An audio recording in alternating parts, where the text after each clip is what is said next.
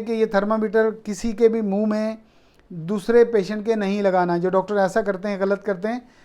Personal अगर आपका है तो आप थर्मामीटर अपनी ज़ुबान के नीचे लगा सकते हैं, किसी और के नहीं। दूसरों के लिए आप ये थर्मामीटर बगल में लगाएंगे, एक्जिला में, फोआर्म में यहाँ लगाएंगे और इसकी नोक बिल्कुल बीच में रखेंगे ताकि इसमें कोई भी कपड़ा वगैरह हाइल ना हो और वो टेम्परेचर ले ले।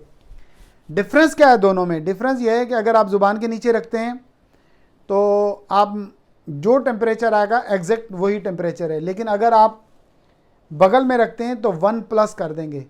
मिसाल के तौर पे अगर आप ज़ुबान में रखते हैं तो 101 टेम्परेचर आता है और बगल में रखेंगे तो 101 नहीं आएगा बल्कि 100 आएगा। तो 1+ करेंगे तो 101 आ जाएगा। मतलब ज़ुबान के नीचे जो रखेंगे तो एग्जैक्ट वही है, अगर आप बगल में रखेंगे तो 1 फ़ारेनहाइट उसमें प्लस करेंगे।